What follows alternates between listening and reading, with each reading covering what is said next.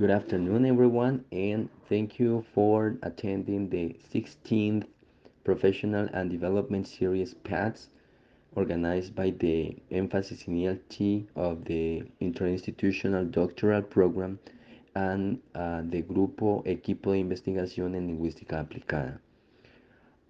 Today we have a special guest, Dr. Ximena Bonilla, who is a professor and researcher from Universidad Distrital Francisco José de Caldas. She's a doctor of education of the University of East London. She also holds a master in applied linguistics for TEFL from Universidad Distrital and a BA in Spanish English from Universidad Pedagógica Nacional. Today, she's going to present about critical race theory, postcoloniality, and CDA working together for the analysis of teachers' educational practice. I would like to welcome her and express my gratitude for accepting to be with us today. And I would also like to thank the audience who is here with us today. Thank you. Thank you very much. Okay, so as I was invited to this series, my intention today is to share the experience that I had as a doctoral student when I was doing my doctoral program, and how I developed this framework of analysis that is the basis of my thesis. So that's why my presentation is called Critical Race Theory, the CRT, Postcoloniality and CDA, Critical Discourse Analysis, working together for the analysis of teachers' educational practice. So before starting my presentation, I would like you to observe these little excerpts that I have taken from different sources while I was trying to understand what was the logics of the educational practices in Colombia and how they have been thought by different entities in Colombia.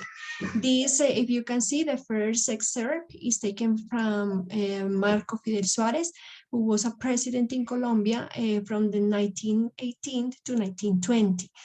And then the second excerpt is by Miguel Jiménez López, who was a minister of health and education in Colombia, and who was working with the government to think how education should have a direction in Colombia, and how well their thinking were influencing in the way we constructed education in Colombia. So I want you to read in silence and think of what these excerpts tell you about who we are as Colombians and how we have believed education should be in our country.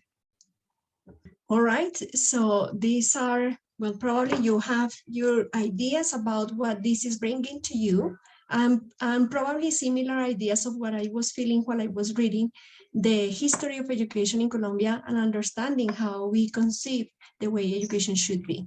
This is another president, which later in 1934 in Colombia was thinking about the direction that we should follow in order to develop education in Colombia.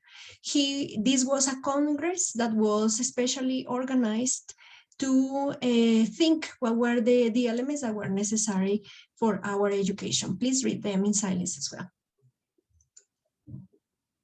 Probably when you were reading these excerpts, you felt similar to what I felt, kind of uncomfortable of seeing how these ideas of education coming from the most important people organizing the policies and the laws in the country were a kind of helping with that idea that we had a certain inferiority, and that they were accepting this inferiority, and that they wanted through education to overcome this kind of inferiority.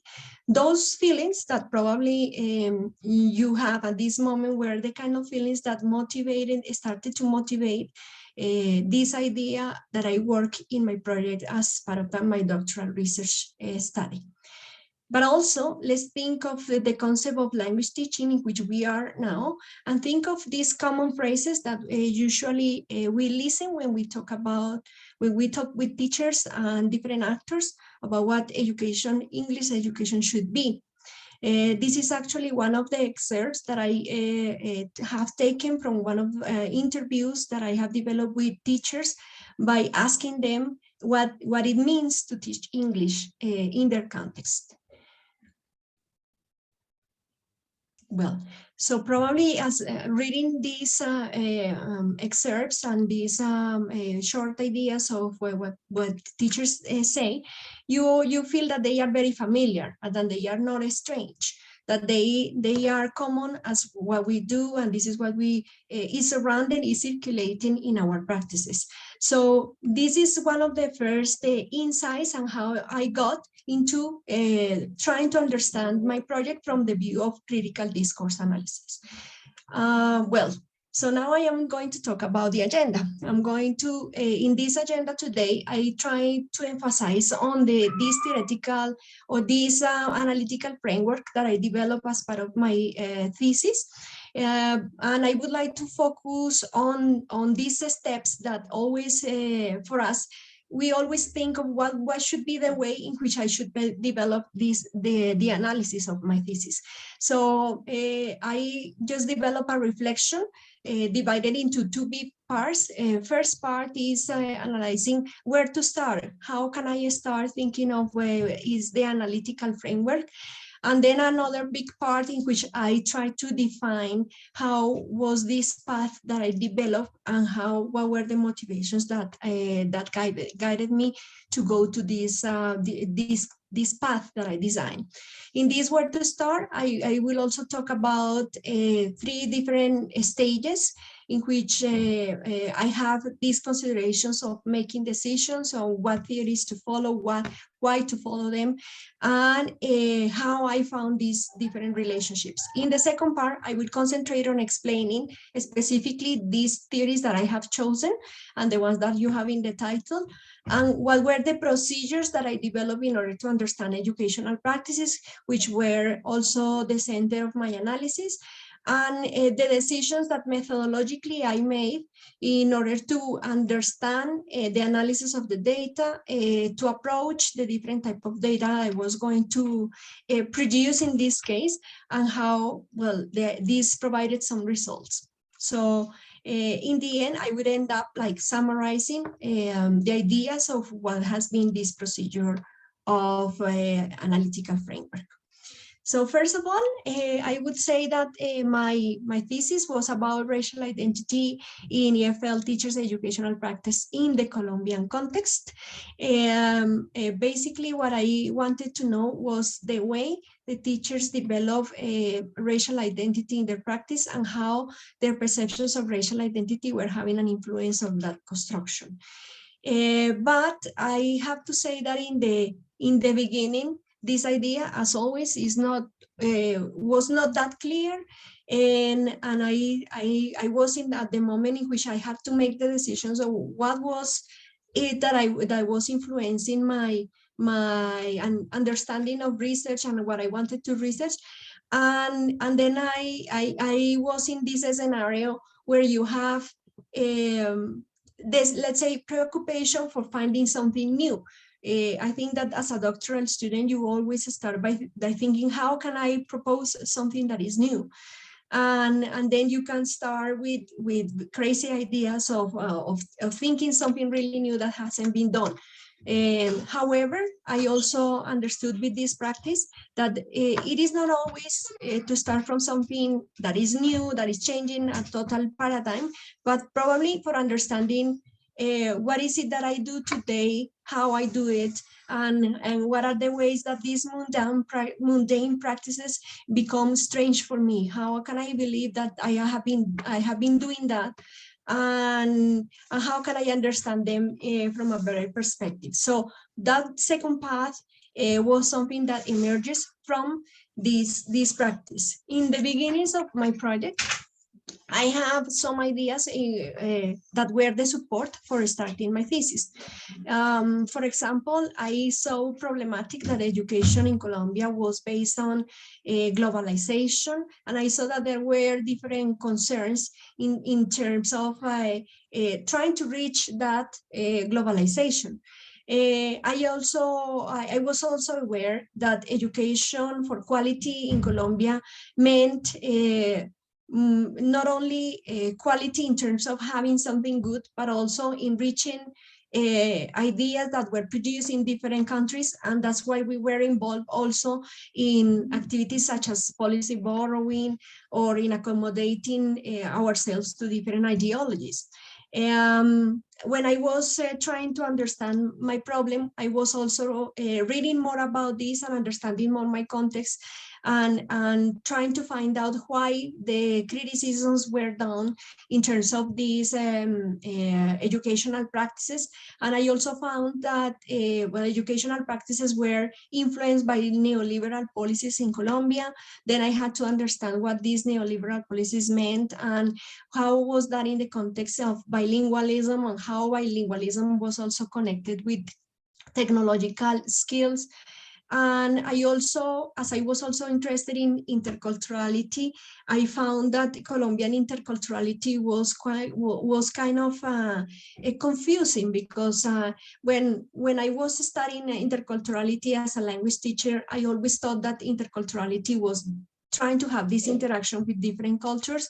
But then I realized that as Colombians, we also, when we were teaching, we also thought of teaching the other languages, and the other language was an interaction, and that interaction was interculturality. But then I realized that what happens with the interculturality within the country, and what happens with the relationships we have with the different cultures in the country, so they were like kind of relegated, and we were not paying too much attention to that. I have these ideas, and let's say that it was a group of ideas which I couldn't organize clearly in this project idea that I had later on. However, I was at the same time thinking, what is it that I was going to analyze? And if I was going to analyze these practices that were happening in Colombia, what was going to be my analytical framework? Would I have to adopt or adapt or create a theory? And those were questions that were really difficult to answer from the beginning, because I still had a lot to understand about what I was going to do. So in this, I would say that you start thinking about your analytical framework from the beginning of your project, because you are really understanding your project and understanding the connections this idea you have with all different theories that have been established around. While I was in my doctoral program, and that I guess you do too, you have contact with different theories. I have mentioned some of them here in the points of the star. The theories that I was having contact with throughout my doctoral program, and then whenever I have a new contact with a new theory, I say like, this is the theory, this is the one that I'm going to use.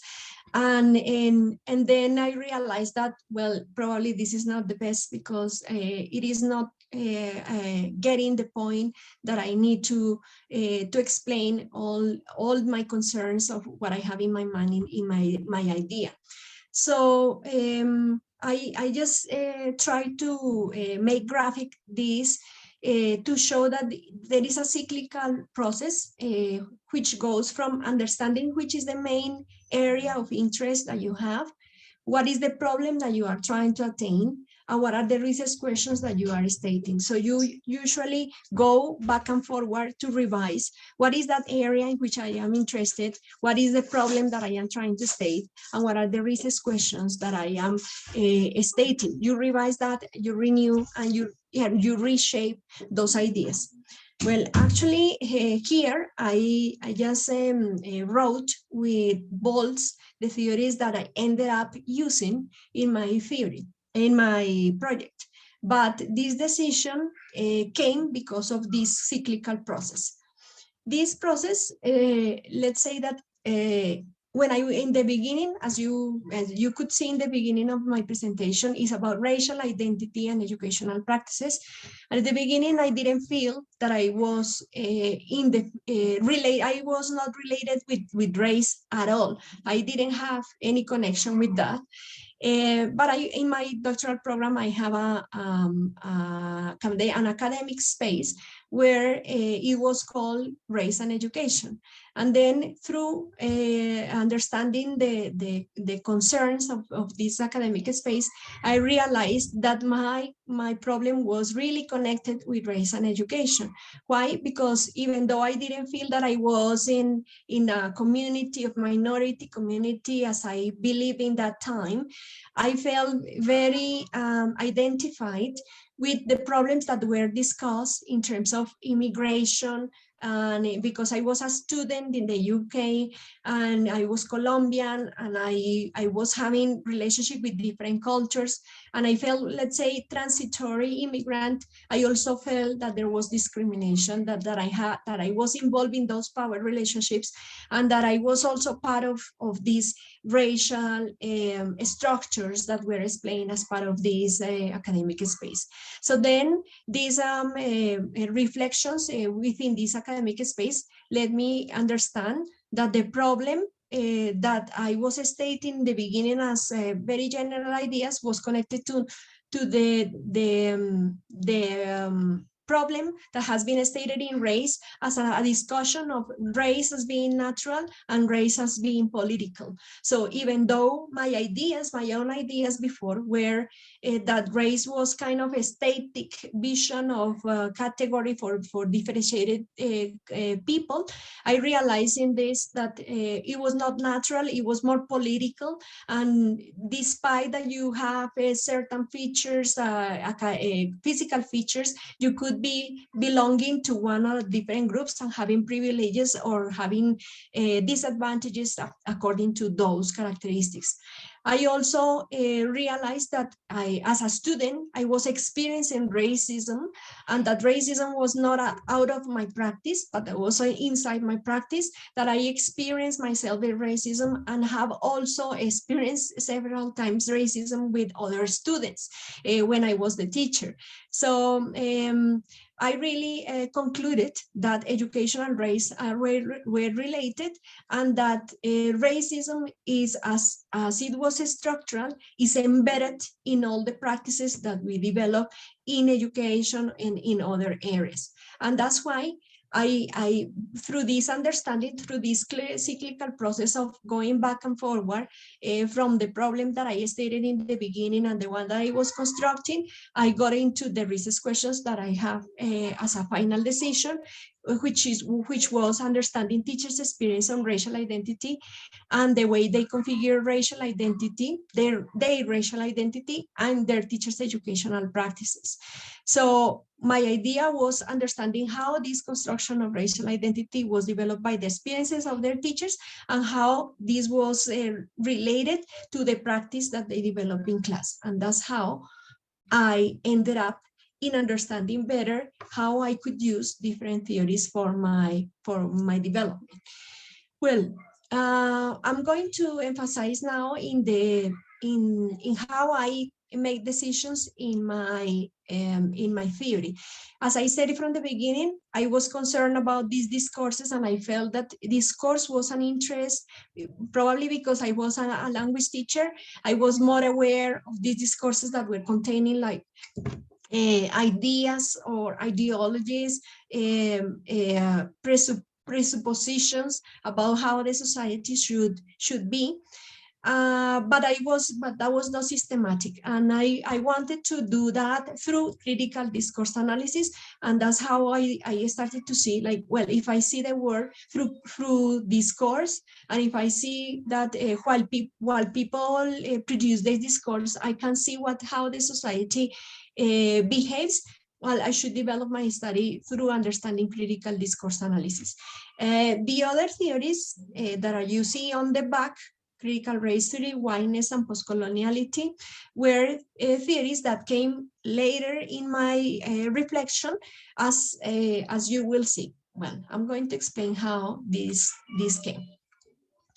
So critical discourse analysis was an enterprise in which, in the beginning, when I felt critical discourse analysis was an option for me to develop the study, I got into understanding that critical discourse analysis is a whole world. that there are different perspectives, different authors, different views, and different ways of applying what critical discourse analysis is. And then I got like a little bit crazy and in making decisions, because I didn't know what perspective to take. I didn't know how to travel from the different views and how I was going to be in favor of these different umbrellas and different terms and different views of critical discourse analysis. But by reading different perspectives of critical discourse analysis, I also realized that critical discourse analysis, despite their perspectives, they also have common ground elements. And these common ground elements are the ones that I try to list here, which were going to be the basis for me to understand how I was going to see the data that I wanted to analyze in my study.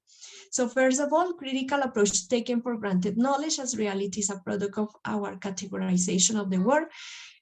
Because critical discourse analysis is about language, then in critical discourse analysis, there is this idea that whatever we believe, or the reality that we have outside is giving sense through language. And that's why the reality is named because of the way that we make sense of the word.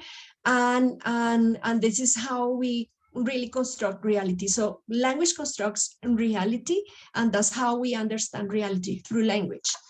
And that's a common understanding for all the critical discourse analysis. They also talk about historical and cultural specificity. Since we are talking about the construction of the word through language, we also need to talk about the different historical conditions and different moments in which language is understood and created. So in order to understand something, we need to understand the context. We need to understand these conditions. Otherwise, it is difficult to make abstract conclusions about what is the discourse telling us. Also, they talk about the link between knowledge and social practices. So that means that depending on the social practices in which we are involved, we also compete for what is true. If I am in the context of Colombia, if I believe in my beliefs and my values are created because of this context, and these values would be different if I situate myself in a different context. And this is also taken into account from critical discourse analysis perspective. You cannot analyze the language without analyzing the context and analyzing what is how the reality is created with that particular context. It is also a way to create these values depending on that reality. You would say this is real, this is not real, this is true, or this is not, because those are values have been constructed because of your experience. Also, discourse is not just a reflection of reality, it is also constituent of reality. And so that means that whenever we are using the language, we are not only representing what is outside there, is not a fixed reality, but we are also creating realities while we speak and while we use the language. So that's another common belief in discourse analysis. Also, discourse is flexible and unstable. So what we said, what we believe about something, or what we state about something today may be different tomorrow or in a different historical moment. So that's why we need to refer about the analysis of discourse in terms of understanding this flexibility and instability. So you will see later on how this influenced my decisions on what I was going to analyze and how I was going to analyze it. I also found in critical discourse analysis that there were important decisions that I had to make, despite they have these different perspectives or these common perspectives for all the views of critical discourse analysis. You also have to have a clear definition of what you mean by discourse, because depending on the different perspectives of different authors, discourses, for example, for some can be discourses in plural, and that means that there is one type of discourse in a context and there is another type of discourse in another. However, so for some other critical discourse analysis, discourse is only one, is the way that we use the language, and it's just represented in different ways. But there are some others who believe that discourse is let's say, is compound by different elements, and in these elements, one of them is the text. However, there are some other critical discourse analysis which believe that discourse is the text itself, just what you analyze the discourse in a context or within a body of meanings, but what you call discourse is really the text. And some others believe that discourse is a unit compound of different elements, of different discourses, different elements, such as linguistic elements, paralinguistic elements. And so depending on these different perspectives, you would think, what is my data? And how this is the data that I need to use in order to analyze in my project. So, well, it was complicating the decision of using discourse analysis in the area. I have an area to work in, but I didn't know what was the discourse and what type of discourse I was going to choose. Well, these are some other ideas about discourse. You always enter these ideas of power. Language is never neutral. It is anchored in institutions. So whenever you are in any type of institution, you also refer to language and you can explain their practices. And through language, you can construct the subjectivity. So those ideas were very important for this understanding of discourse analysis and how I was going to define the data. However, I needed to take a position within the discourse analysis in order to approach my data and consider the data. Well, I also found that in critical discourse analysis, critical discourse analysis could be used as an approach, as the way I see everything could be a development of discourse. So, for example, when I was developing my review of the history of education in Colombia, I was looking at discourse analysis as an approach. I seen how these discourses were conforming the identity of the different actors in education in Colombia, and not waiting just for the data analysis to start developing an analysis. But also critical discourse analysis is used as a methodology. So that means that you would take more a perspective of understanding the different approaches to the phenomenon. But when you are analyzing the data is when you really go to use the critical discourse analysis approach. And you can also use critical discourse analysis as complementary for other research methodologies. And that's why the critical discourse analysis is also involved in studies of ethnography or digital ethnography or case studies or phenomenological studies. So that separated this idea that I had before, that whenever you were going to use this critical discourse analysis, you had to focus on only critical discourse analysis. Actually, you could develop any type of research and involve critical discourse analysis as you concentrate your attention on understanding the language and the implications of language in the context.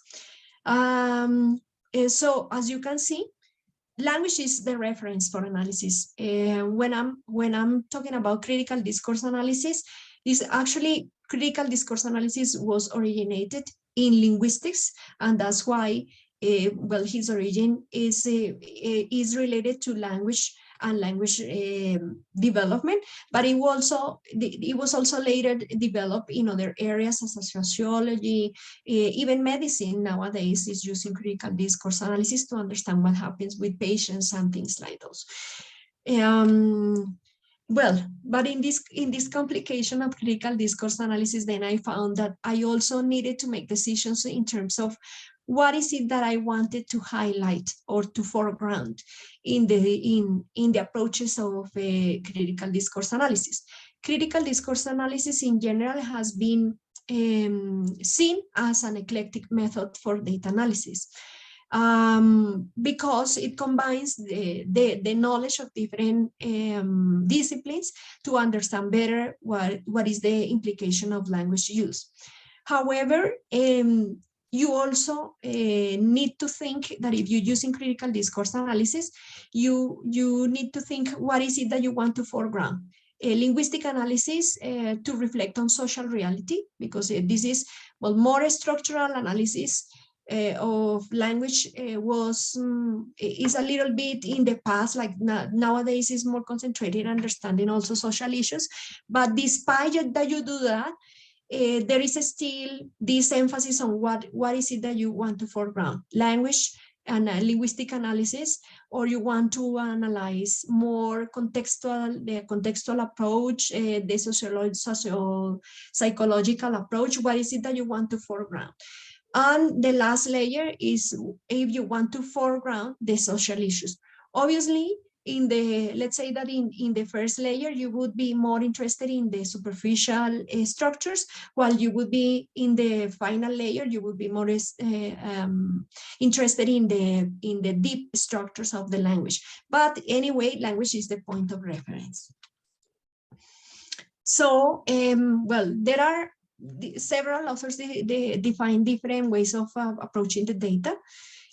However, if you have the language as the reference, you can also focus on language, which is thinking of how language varies, how is the grammar use or vocabulary. But you can also focus on the activity rather than the language itself. So that means that what the users do with the language, what meanings are created by the speakers when they use the language. So that's another focus of discourse analysis.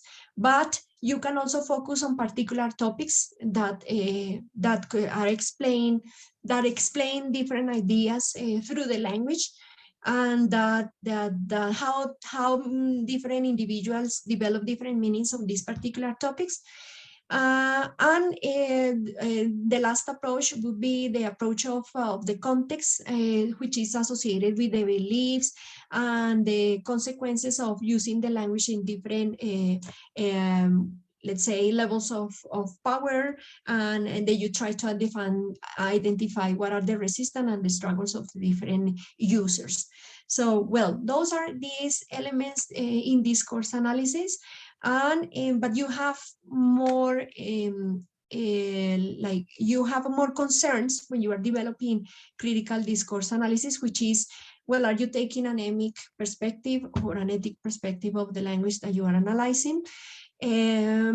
So it is necessary that for the critical discourse analysis research, you before stating what is your idea, what is it that you want to analyze, you develop a previous research to establish that research question. So you don't really have clear from the beginning what is it that you want to do, but throughout the development of the understanding of the field, then you start constructing better what is that idea.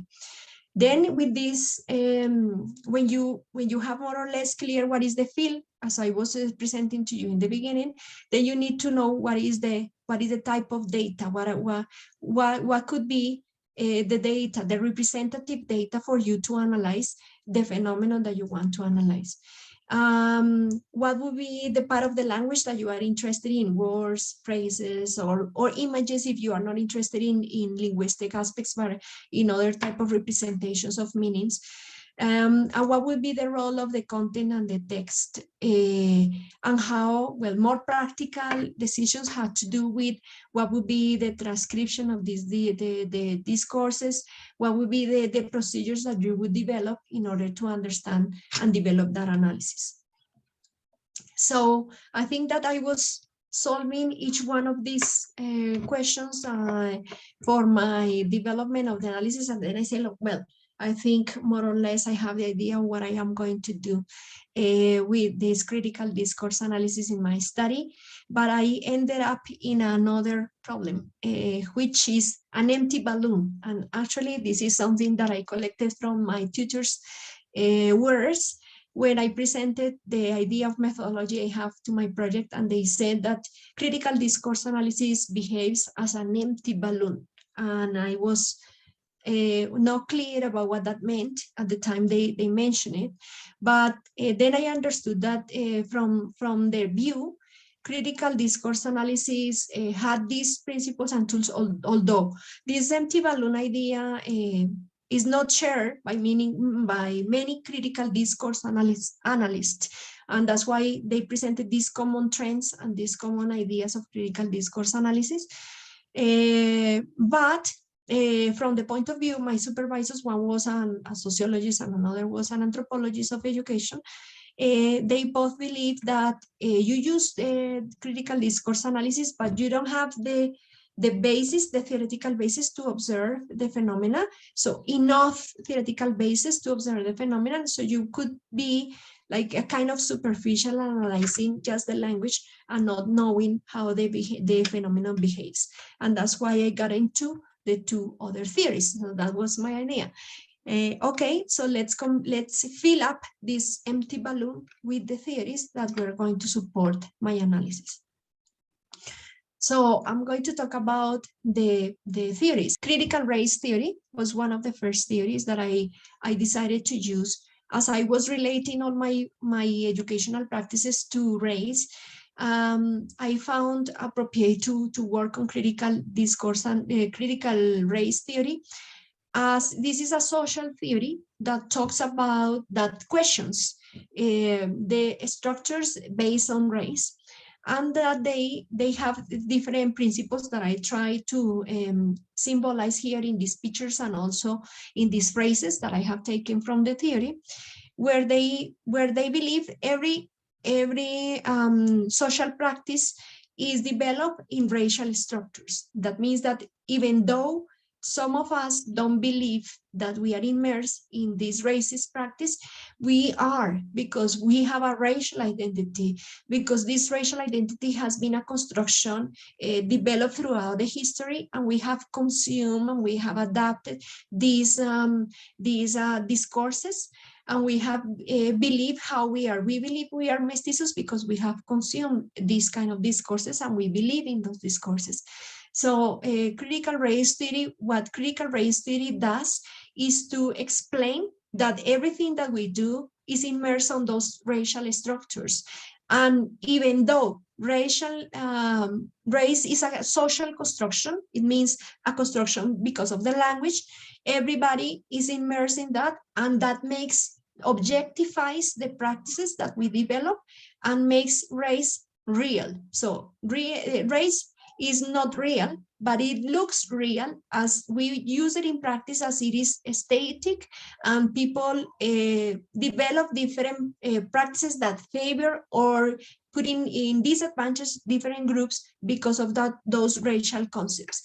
The idea of this critical race theory is to dismantle this discrimination that is developed throughout the society through different practices, and to understand how they work and how we are unconscious about that. So in the beginning, this critical race theory talk about these essential identities of race, so like Afro-Colombian or Afro-American, and the ethnic groups, and then basically those groups, and defending their rights. But then they realized that this was not affecting only those groups that are socially believed as minorities, but also other groups that are relegated because of the global conditions of the world. So how we believe Europeans are, how we believe Colombians are, how we believe Americans are. So those ideas are racialized because they are usually understood in levels of hierarchy. And what critical race theory does is to try to revise how these practices repeat and reproduce these discriminatory practices through different practices that we have taken as for granted as common sense. They have several concepts that I have used here. One of them, I'm going to exemplify only one of them. This consciousness. This consciousness is like this belief that everything that we do through our daily practice is normal. So we don't question what we do. And if we see that, for example, in a Colombian case, we see Venezuelan people, and then we see Venezuelan people are affected because of the economic situation, and we see they are poor and they are in the street. We say that's normal. So there is a person who is in the street asking for money. Is a Venezuelan? That's normal, because that's what is happening. This consciousness is trying to explain that this is a moment practice, something that has called because of the social political conditions of a country, and that has brought certain population in disadvantage, and we then start creating this developing this mental construction that this is normal, and then we don't question why they are there, why these conditions of this population have developed like that. And this has been what is happening today with Venezuelan people, but it was before with the Afro-Colombian people, and now we see that they are in poor conditions in certain parts of the country, and we believe that is normal. That there is poverty in Chocó, for example, is normal. So this consciousness is trying to explain how we become like kind of, they say not ill, but like unconscious, not really unconscious. That's why they call this conscious. Is difficult for us to see how the reality is organized. So, well, this is what the theory says. And this is some of the most important ideas that I found interesting in the theory, that they say that actually these racial structures organize all the society, despite that we have used other names to organize the society. For example, ethnicity. They say that ethnicity is just a word that is an euphemism in order to hide that there is really racism between different groups. So I found this was interesting because it was touching this idea of how I felt in terms of the communities, indigenous communities in the country, for example. Before I worked with this project, I didn't feel that I was that identified with the indigenous community, even though I am from this origin myself. But this was making me realize that we are taking ideas, being disconscious about this reality. Well, the second theory was whiteness, and this theory is derived from critical race theory. And it is actually explaining a little bit more, or extending these ideas of racialization or racial structures. Whiteness tries to explain that the whiteness as a concept, as a big concept, that goes beyond the skin color or phenotype. When I say phenotype, I'm talking about the physical characteristics. So usually we connect this idea of white or black with the skin color. However, whiteness as a theory explained that whiteness doesn't have to do with the skin color only. It is only one of the reference, but whiteness is also a mental representation that is connected to symbolic power of superiority and inferiority, and that this creates differentiation of groups, and we assume this differentiation of groups is normal, and we don't question that. And that's how this is connected to this consciousness before. There are concepts that are important in this theory when we talk about white privilege as something that is static and is a social economic conditions that some gain because of their embodied let's say a skin color, embodied skin color, or embodied values of whiteness. Whiteness is also usually understood as those values related to privilege, related to civilization, intelligence, that were also brought because of colonization and, well, those things that happened in the past. Although critical race theory and whiteness connect this racialization more from the modern discourses of scientific discourses, post-colonialism reinforces the idea from the side of colonialism and history. This is what I'm going to explain in post-colonialism. Post-colonialism, well, you know that in post-colonialism, they also developed this idea of epistemic violence, which is really related with the construction of superiority and inferiority of the different subjects, where usually the superiority is adjusted to active subjects, while inferiority to passive subjects, and usually the active subjects are the West, while the passive subjects are the ones that are different from the West. The different ideas of different representatives of post-colonialism have developed, this aspect of inferiority and superiority and the construction of the other based on the ideas of whiteness privilege and, on epistemic violence, but derived from this epistemic violence, there is also this idea of the whiteness device. The whiteness device is a concept developed by Castro Gomez. Castro Gomez is a Colombian author that has worked in post-colonial perspectives to define that because of race, we have developed our identity in different parts of the world, but basically in Colombia, we have this whiteness device, which is the understanding or belief that there is always a whiteness superiority. And that's why he explains we don't question the fact that when there is a foreigner coming from abroad to Colombia, they are treated differently and they are in privilege. This is because we are in that whiteness device. Well, I am not going to go in depth with the other concepts, but you see here how we become to understand the different identities from this whiteness device. And I found this connection between these three theories, which I condense in these two theories, critical race theory and postcoloniality, because critical race theory, whiteness is a derivation of critical race theory, and that they both have in common this fight for social justice, that they also see these connections of race and class, that they both see whiteness device as one of the elements that perpetuate these discriminatory practices, that they have as an alternative to visibilize those discriminatory practices, that they also want to rescue the voices of the ones that have been invisibilized, and that they use through their methodologies counter stories. And counter stories is for them a way to see what are those stories that are different from the ones that we believe as normal, as the standard, and how we can get those stories to understand the practices of others, the others that are different from the standard that have been established by the whiteness device. Well, so I got these theories as the background to support my decision on critical discourse analysis.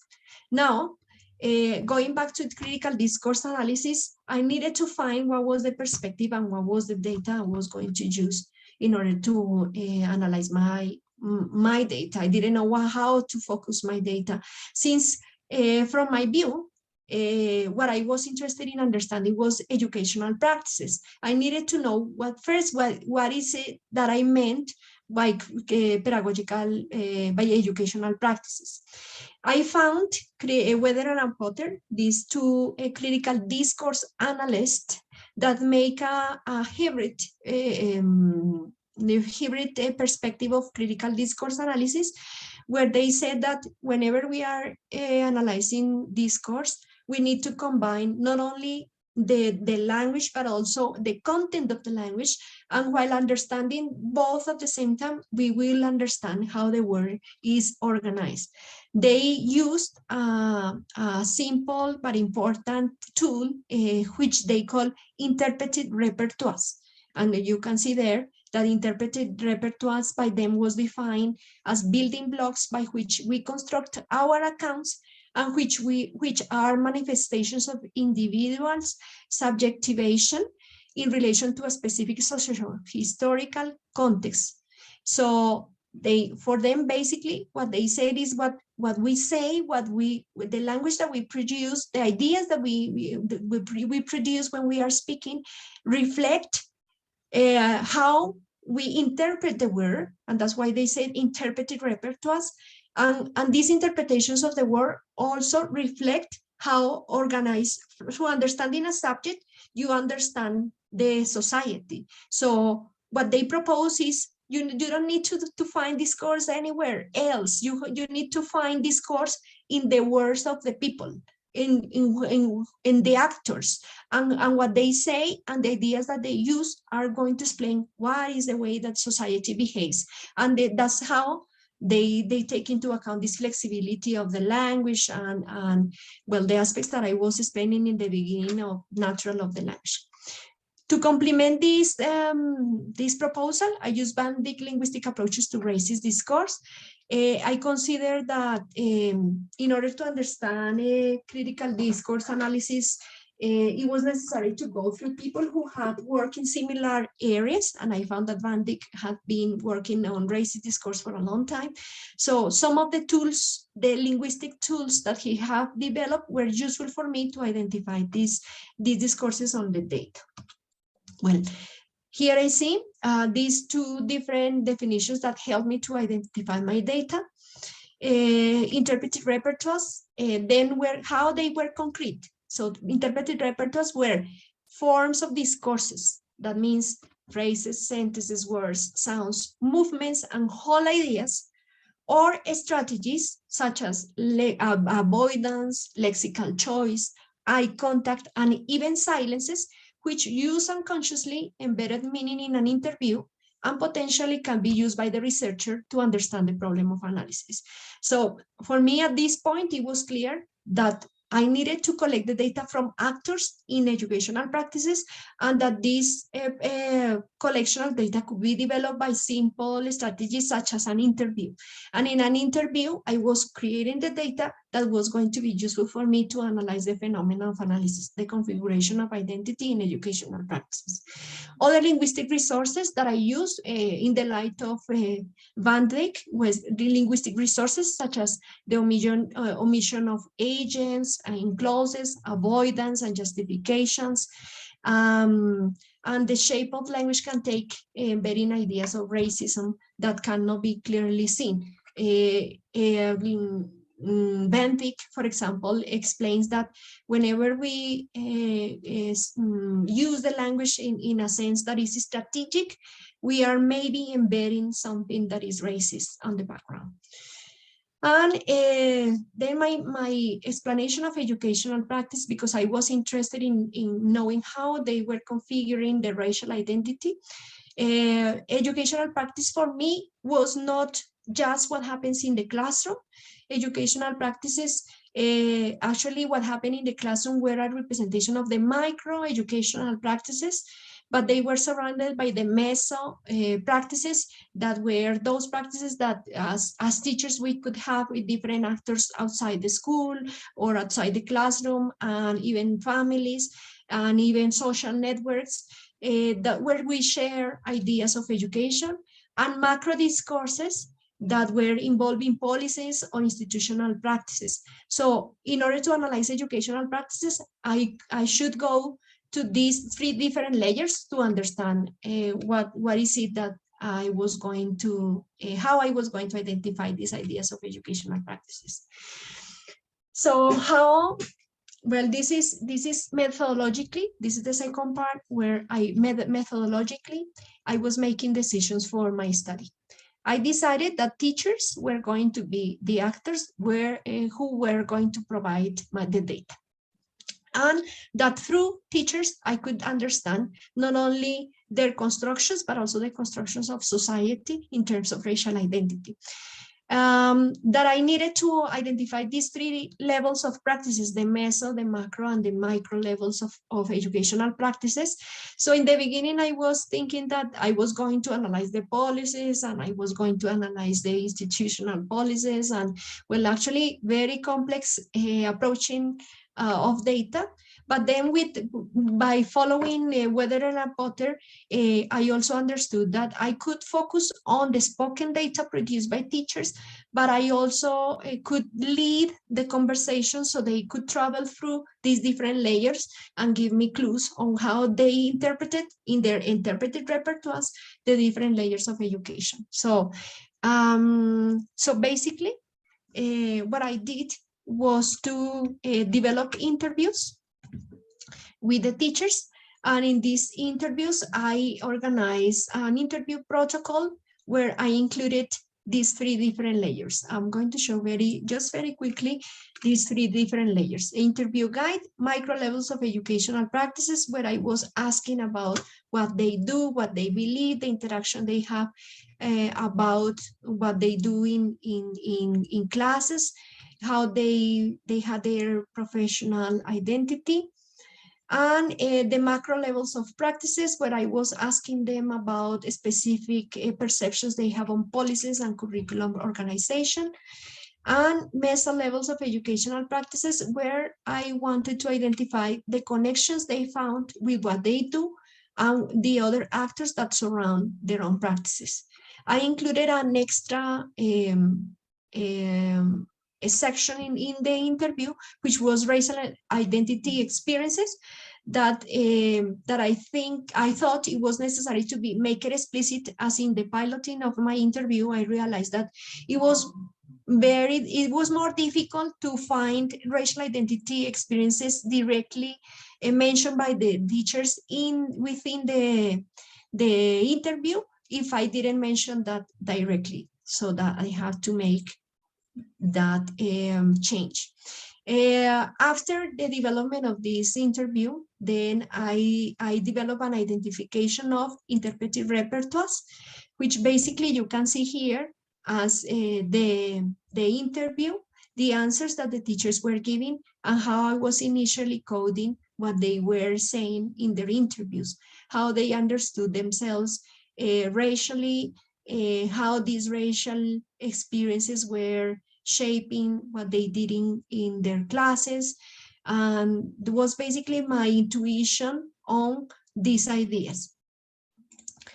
As this initial identification of repertoires also included this identification of counter stories that were part of the methodology of critical race theory. And that was that these stories that were included in the interview, where the teachers were talking about specific cases where discrimination happened to them in certain way, and that they are not usually expressed. This, for example, is a story where one teacher is talking about the way she was being racist with one of her students, because she believed that these students that were coming from a specific country had specific behaviors that were not nice, and that she was behaving with them, with this student, in a particular way that was probably not the best idea to approach a student. So we felt this a kind of confession during the interview that was important for us to understand how these discriminatory practices happen, and that usually are not expressed in the normal context of an interview. The counter stories. Great. And this is the story of the teacher who was talking about this discriminatory practice that she developed herself as a teacher, and that she was kind of confessing throughout the interview, and telling telling this is what happened to me. But not many times teachers are willing to do that, because those are not the normal common practice and the ones that we are supposed to have. But this for us are very important, because are really revealing those discriminatory practices that we are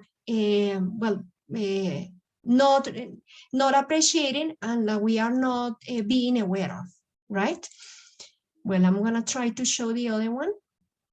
well, this one is this is the last one that I was showing to you, where I was presenting how we were identifying different interpretive repertoires and how they work as a strategy, and how we try to codify these in from the light of the knowledge of these theories, and how we could see that there were different resources used by the speakers in order to talk about the topic. For example, here, like they talk about the way people prefer to keep silent instead of speaking about race, or here how they use this avoidance, or the excuse that they use in order to say that the others are racist, but they are not. And this last one that I wanted to show is the one that in interpreted repertoires are based on metaphors that the participants use in order to talk about the topic. Like here, for example, we use these interpreted repertoires of metaphors when they say, no hay Santa Lucía que valga. And this was an important metaphor that the teacher was using to explain that there are students that are really difficult, and that they believe that even though they are trying to see them in different ways, they see that they don't really change, and that's why they use this no hay Santa Lucía que valga. And there were some other metaphors that were really important for us to understand what was the way these participants had an interpretation of the word. And I wanted to show that this was the process of data analysis. This probably the most difficult part is the identification of these interpreted repertoires. And then we follow a process which is a little bit more common for us, which is grouping, exercise of common areas, findings, and then trying to understand what they meant in the light of the theory. So let's say that until here, we were much more based on critical discourse analysis, while in the findings in the light of the theory, I was using more critical discourse analysis, critical race theory, postcoloniality, and whiteness to understand what these discourses meant. What I'm trying to show here is that after grouping the ideas of these themes that were identified in the different interpretive repertoires, then I had to see that in the light of the theory. So what were the concepts from the theory that could explain what I could see in this data? And here on the right, I have some of these terms and those concepts from the theory that were helping me to name these findings that I have in the theory, right? Okay, so I think that I have explained so far the findings, the process of the data analysis. And now, just because I know the time is up, I want to go very quickly to show you what this combination of theories has helped me to develop now as a researcher of practices of ELT practices in my teaching practice. And I want to show how, for example, thanks to this analytical framework, I have seen, well, I cannot see the teacher's spoken language or any spoken language from the view I saw it before, as I just thought something that I wasn't uncomfortable, as I told you in the beginning only, but I also see those power relationships and those elements that construct these different discourses with different views of reality. In here, I can see some of these are interviews that I have collected with teachers recently, where they were talking about the goals of education and the curricular development. And I could see that their teacher's identity is constructed in racialized conceptions of practice. And how this is seen, because teachers' goals are framed on the global market, when they are always thinking that the educational goals depend are basically the necessary to organize ideas of their jobs and professional life, and that they see this frame on the in an economic opportunity. That I also see that teachers are tied to structural curriculum, and that they are tied to the structural curriculum, so they kind of reproduce these racialized practices because they believe their students have to get these goals in terms of these standardized ideas of curriculum, and that they are even discriminating their own practice as they consider they are good or they are not, depending on those goals that they could achieve in terms of the curricular objectives. I just want to show very quickly some other findings that have been developed through by using this analytical framework. How I have understood different layers of these power relationships in the development of educational practices in ELT, and that going back to the beginning to summarize that this is a process of continually analyze and reflect about your own interests, that in the process you need to evaluate the convenience of a theoretical framework of your research purpose, that you need to understand the theory and imply and also need to understand what are the contributions and limitations of the theory, because every theory has contributions but also limitations. That you can use the combination of different theories to create the gaps that you find in one theory. However, it implies time when you combine more theories, but you are trying to get a more complete picture of what that is. And then you need to find what are the meaningful and the plausible sources of data collection, because if you remember in my experience in the beginning, I thought that I was going to analyze the discourses of policies and the discourses of institutions, and ended up only analyzing the teachers' interviews, which I found, concentrated all my attention in the different layers, but in only one type of discourse. That could happen to you as well. That when you develop the data analysis, you also develop intuitive skills. It's not only theoretical, but you also need to think of how can I do this better, and then develop those procedures because of your intuition, your contact with the data, with your contact with the context and the theory, make you think that that could be the way. And finally, that you can draw conclusions that you find relevant in the field. And that's all. Finally, I got to the end of the presentation. So, well, Dr. Bonilla, on behalf of the research group AILA and the ELT emphasis of the Doctorado Interinstitucional en Educación, well, I am very grateful for your presentation, for your time.